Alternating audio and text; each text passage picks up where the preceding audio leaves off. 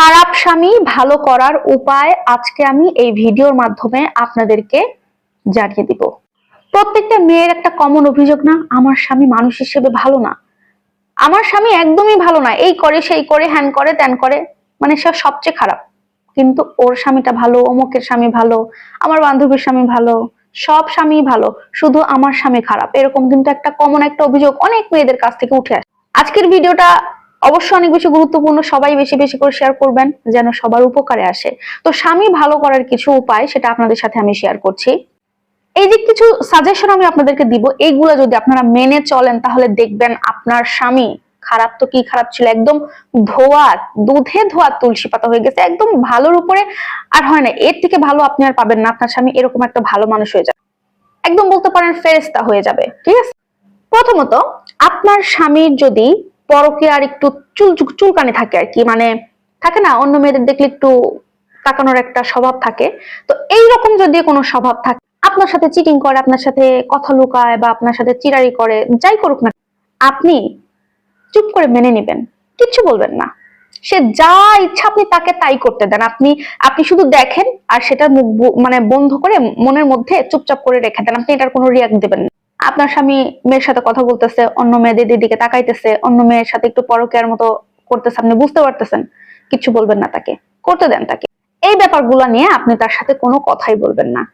এমন করবেন সে এইগুলা নিয়ে যত আগাবে আপনি তাকে তত ভালোবাসবেন, তাকে তত রেসপেক্ট করবেন, তত সম্মান করবেন, তাকে এই ব্যাপার নিয়ে কোনো কথাই বলবেন না। দুর্ভাগ্যবশত ছেলেরা কিন্তু এইগুলাই আশা করে, তাই না?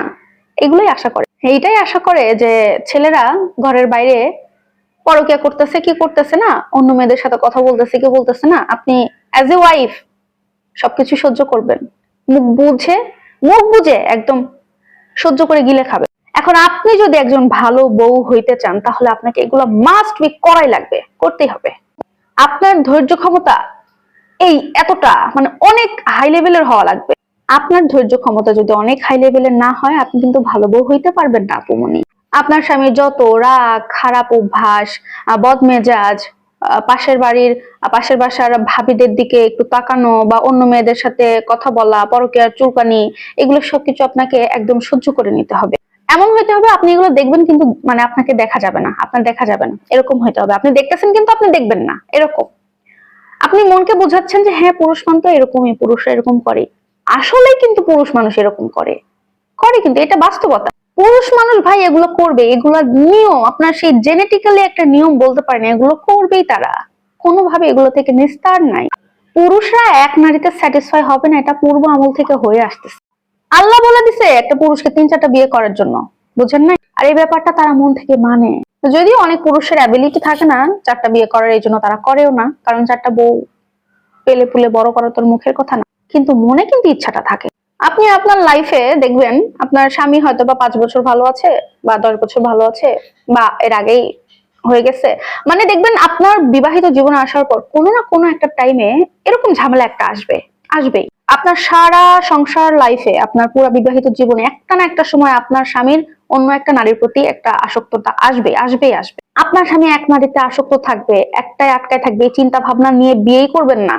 তবে কিছু ক্ষেত্রে কিছু পুরুষ মানুষ কিছু শুধরায় যায়, কখন জানেন? যখন তারা আকাম কুকাম করতে করতে একদম অসহ্য লেভেলের মানে পর্যায়ে চলে যায়, বিরক্ত হয়ে গেছে, তখন তারা শুধরায় যায়। এই সমস্ত ক্ষেত্রে কি হয় জানেন? আপনি স্ত্রী হিসেবে যদি আপনার স্বামীকে ভুল ধরাই দিতে যান বা এইগুলো নিয়ে তাকে বেশি একটু প্রেশারাইজ করেন, দেখা যাবে সে আপনাকে তত হাইট করে এগুলা করতে থাকবে।